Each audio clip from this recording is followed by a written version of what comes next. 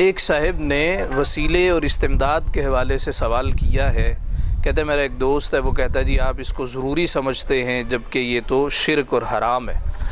علماء اہل سنت نے کبھی بھی اس کو ضروری نہیں کہا، نہ یہ فرائض میں سے ہے نہ واجبات میں سے ہے، فقط جواز کی حد تک اس کا ذکر کیا جاتا ہے۔ اولا اعلیٰ افضل ارجح یہی ہے اللہ کو پکارا جائے، اسی سے مدد مانگی جائے۔ اللہ رب العزت کا سننا یہ دلیل قطعی سے ثابت ہے۔ ارشاد ہوتا ہے اجیب دعوت الداعی اذا دعان، جب بھی کوئی مجھے پکارتا ہے، جب بھی کوئی دعا کرتا ہے میں اس کی دعا سنتا ہوں۔ یہ الگ بات ہے کسی کی دعا کا جواب اسی وقت مل جاتا ہے، کسی کے لیے اجابت مؤخر کر دی جاتی ہے۔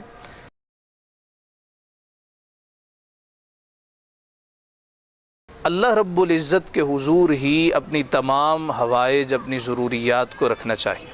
ہم نے اپنے اسلاف، اپنے بزرگوں کو دیکھا ہے، حضور فقیہ العصر قبلہ مفتی محمد امین صاحب رحمۃ اللہ تعالی علیہ جب بھی کوئی اپنی پریشانی، دکھ، تکلیف، مصیبت لے کے آتا، آپ اسے کہتے پڑھو حسبنا اللہ و نعم الوکیل، میرے لیے اللہ کافی ہے اور وہ بہترین کارساز ہے، یا فرماتے لا حول ولا قوت الا باللہ، یا محبت مصطفیٰ صلی اللہ علیہ وآلہ وسلم بڑھانے کے لیے اسے درود شریف کا وظیفہ بتایا جاتا تھا۔ ہمارے دادا مرشد حضرت خواجہ محمد صادق صدیقی رحمۃ اللہ تعالی علیہ، آپ کے مکاتیب موجود ہیں، مکاتیب الفردوس کے عنوان سے کتابی شکل میں ہیں۔ جب بھی کسی نے اپنی مصیبت پریشانی کا ذکر کیا ہے تو آپ جملہ فرماتے تھے ہمیں اللہ کا در دکھایا گیا، ہم بھی آپ کو وہی در دکھاتے ہیں، اللہ سے لو لگاؤ، اس لیے کہ اللہ بس اور باقی ہوس۔ یہ بھی یاد رہے کہ ہمارے معاشرے میں افراط و تفرید پائی جاتی ہے۔ وہ احباب جو اللہ کے علاوہ کسی کو کارساز حقیقی نہیں سمجھتے بلکہ ایک وسیلہ جانتے ہوئے فقط اپنی حاجت استغاثہ کے طور پہ ان کو سامنے رکھتے ہیں، اپنی حاجت پیش کرتے ہیں، تو لوگ ان پہ کفر و شرک کا فتویٰ لگا دیتے ہیں، جبکہ ایک مسلمان کے لیے یہ ہرگز روا نہیں ہے۔ دوسری جانب ایسے احباب بھی ہیں جو اہل سنت و جماعت میں سے بھی ہیں، جو اللہ کو بالکل ہی چھوڑ چکے، اللہ کو پکارتے ہی نہیں ہیں، حالانکہ اللہ رب العزت کا سننا، اس کا مدد کرنا یہ دلیل قطعی، نص قطعی سے ثابت ہے، اور اللہ کے علاوہ کسی کا سننا یہ دلیل ظنی سے ثابت ہے۔ ہو سکتا ہے کہ آپ کسی کو پکارے ہو نہ اس وقت نہ سنتا ہو، اللہ رب العزت اس کو نہ سنانا چاہے، لیکن اللہ رب العزت کو جب بھی پکارا جاتا ہے، اللہ رب العزت کو جب بھی پکارا جاتا ہے تو مولا سنتا ہے، کبھی دعا مؤخر کر دیتا ہے، کبھی اجابت میں جلدی ہو جاتی ہے، کبھی آخرت کے لیے ذخیرہ کر لیا جاتا ہے۔ تو یہ افراط و تفرید جو معاشرے میں ہے یہ نہیں ہونی چاہیے، اور وہ احباب جو اس کو مانتے نہیں ہیں تو بھی جائز ہے، اگر کوئی نہ مانے تو کافر مشرک تو نہیں ہو جاتا۔ ہاں اگر کوئی شخص اس کے جواز کا قائل ہے، اس کو مشرک قرار دینا میں سمجھتا ہوں کہ یہ بھی بہت بڑی جسارت ہے۔ اللہ تعالیٰ نے قرآن شریف میں فرمایا نا انما ولیکم اللہ ورسولہ والذین آمنوا، بے شک ان کے مددگار اللہ ہیں اور اللہ کے رسول ہیں اور مومن بھی ہیں۔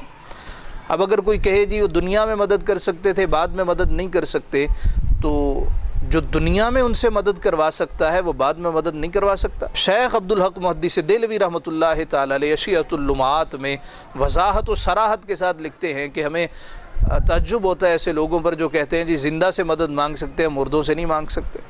یہ کس نے کہا ہے زندوں سے مانگ سکتے ہیں، اور یہ کس نے کہا ہے مردوں سے مدد نہیں مانگ سکتے؟ ہاں اللہ کی اجازت سے وہ مدد کر سکتے ہیں، لیکن رواج اللہ کی مدد کو ہی دینا چاہیے، اللہ ہی مدد کرتا ہے، وہی کارساز حقیقی ہے، وہی پرسان حال ہے۔ ایک مرتبہ ہم نے دورہ مسلم شریف کروایا، کتابی صورت میں ہم نے کہا جی اس کو مدون کیا جائے، جو ہم نے پڑھایا، جو ہم نے لکھوایا۔ جب کاپیاں ہم چیک کرنے لگے تو ہر صفحے پہ ایک جملہ لکھا ہوا تھا طالب علم نے، یا غوث المدد، پہلا صفحہ خالی تھا، ہم نے وہاں پہ لکھ دیا یا اللہ مدد۔ تو پوچھنے لگے جی یہ آپ نے یا اللہ مدد کیوں لکھا؟ اس کو افراط و تفرید کہتے ہیں کہ آپ نے اللہ کو بالکل ہی پس پش ڈال دیا، اب اللہ نے سننا چھوڑ دیا۔ اللہ رب العزت کو ہم نے بالکل ہی ثانوی حیثیت دے ڈالی، جبکہ اللہ رب العزت سے مانگنا ہمارے اسلاف کا یہ طریقہ وتیرہ اور عقیدہ رہا ہے، اور آج تک یہی عقیدہ ہے اہل سنت و جماعت کا۔ اولا اعلیٰ افضل یہی ہے کہ اللہ سے مانگا جائے، اس کو پکارا جائے۔ ہاں جو واقف اسرار حال لوگ ہیں، جن کا روحانیت سے گہرا تعلق شغف ہے، وہ جانتے ہیں کہ یہ تمام معاملات کیا ہیں، وہ اگر پکارے تو ان کا پکارنا کوئی اور معنی رکھتا ہے۔ اس کے علاوہ کوئی عام شخص، وہ شرابی، وہ بھنگی، وہ چرسی، یا علی مشکل کشا کے، اس کو کیا خبر کہ یہ یا علی مشکل کشا کا معنی اور مطلب مفہوم کیا ہے؟ ہاں واقف اسرار حال شخص اگر یہ جملے کہتا ہے تو پھر اس کا جملہ کہنا کچھ اور حیثیت رکھتا ہے۔ لہٰذا خلاصہ کلام یہ ہے کہ اولا اعلیٰ افضل ارجح یہی ہے اللہ سے مدد مانگی جائے، اللہ کو پکارا جائے۔ تمام حاجتوں کا محور و مرکز اللہ ہی کی ذات ہے اور اسی کی ذات کو بنانا چاہیے۔